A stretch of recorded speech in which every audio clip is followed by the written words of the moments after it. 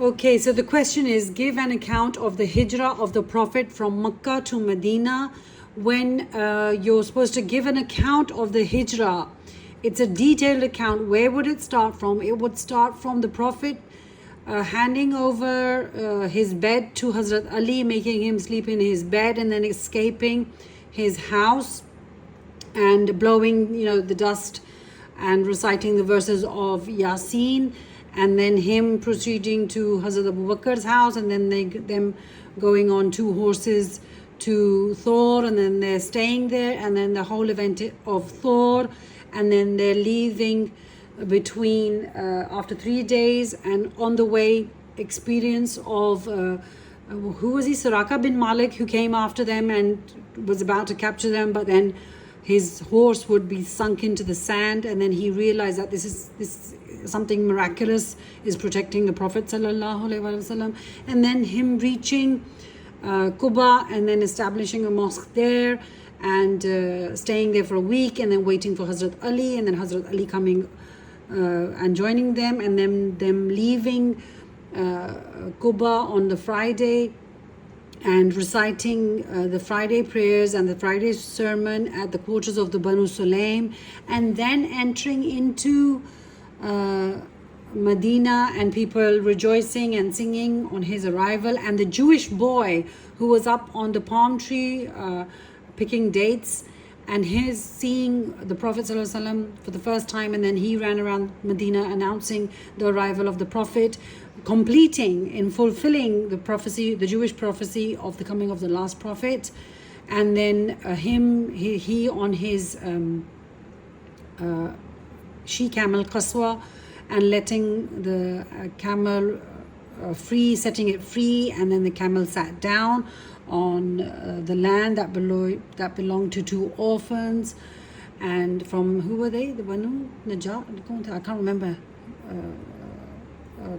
which tribe they belonged to. They were 2 orphans, and then Hazrat Abu Bakr paying the amount to pay for the land, and then the Prophet staying at Abu Ayyub Ansari's house. Clear?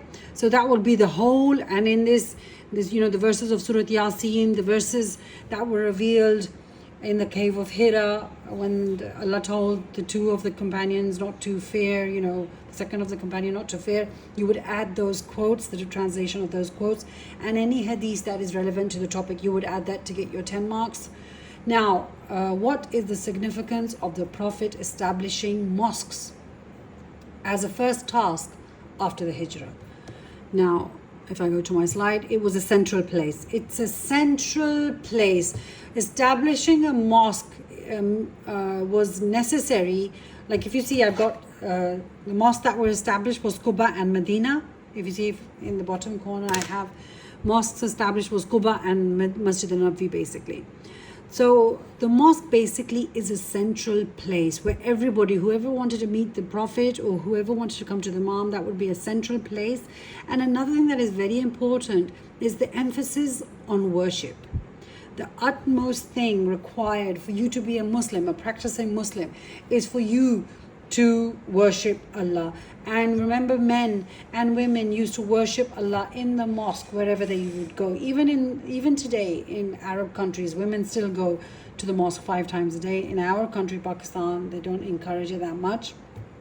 And it is mentioned that there should be no man in the society who stays home to do his prayer. Every single prayer should be performed in Jamaat in the mosque. So it's a huge emphasis that on worship, basically, that your prayer, your salah was the most important thing, is the most important thing, and should remain the most important thing. Because when everybody goes for salah 5 times a day for Jamaat, and naturally, you will interact with each other, it becomes a central place for all of the community. And plus, if you see the third pointer, it's an Islamic State symbol. Whenever the Muslims used to go to, whenever they used to conquer a place also, the first thing that they would do, because of the seerah of the Prophet sallallahu alaihi wasallam, they would establish a mosque first. It's an Islamic State symbol.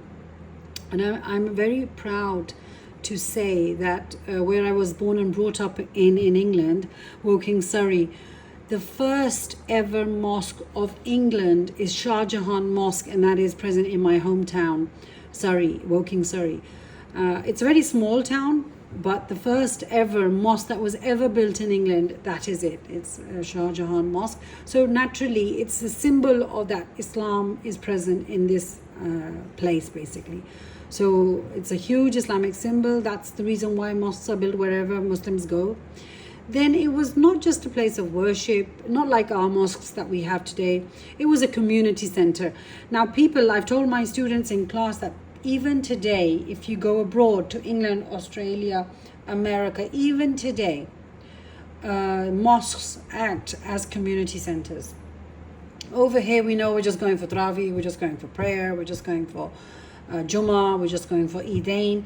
But in the international world where Islam prevails, it acts as a community center. For example, like my son is in Germany, so on every Friday when he goes to the mosque, they usually have a meal after the mosque.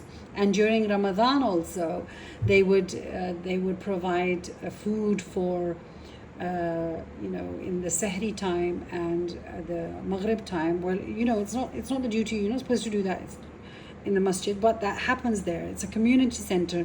They celebrate Eid in the community center. They have funerals in the community center, which is a mosque basically. And people gather together for different reasons. So the community center, I've got it written here, but you can't understand it because you're living in Pakistan. If inshallah, whenever you do get to go abroad to a university, to a foreign university, you will be able to experience the community center that is in the form of a mosque. Okay, Majlis-e-Shura. The mosque was the place where Majlis-e-Shura would take place. In other words, it's like a parliament. The companions, they would gather together and they would decide on matters that happened during the life of the Prophet ﷺ, and it carried on throughout the caliphate. And what else is the reason that mosque was always established first is that knowledge. Anybody who wanted to gain knowledge even today will go to a mosque to gain the learning of the Quran and the Sunnah and the Hadith. And at the time in Masjid al-Nabawi, guests were accommodated there. If you remember, the delegation of Najran came, the Christians, and where were they accommodated? They were always accommodated in the Masjid al-Nabawi. Because, people used to live in small dwellings. The Masjid al-Nabawi was larger, so they also used to act as a accommodation for anybody who used to come to meet the Prophet ﷺ. You could never think of that in our mosques over here now. Interfaith dialogue, and you can't even think about that in our mosques nowadays. But during the time of the Prophet, Jews used to come and talk to the Prophet and debate about religious issues in Masjid al-Nabawi. The delegation of Najran, the Christian delegation from Najran and Egypt, they also came to the Masjid al-Nabawi, and interfaith dialogue used to take place in the mosque. Nowadays in Pakistan, it's so sad that if you're belonging to a different sect, then they don't let you enter into the other sect's mosque. But even today in international mosques, you will see interfaith dialogue still taking place and keeping the Sunnah alive. And Christians and Jews can enter into the mosque and they would talk and talk about common things. And what was the other reason for the mosque to be established? That the practical learning from the Prophet was established in the mosque. Because naturally the Prophet could not go to every single person's house. Not every single person could go to his house or to go to specific places. So the mosque, the Prophet's mosque, and he would frequently visit Quba also, the mosque Quba also. People would practically learn and observe the Prophet during their stays and during their salah time at the mosque. So that's why it was very important. And naturally, the progress of Islam was all through mosques. That was a central place where they used to gain knowledge. And the progress of Islam relied totally on the mosques. I think that's answered the question.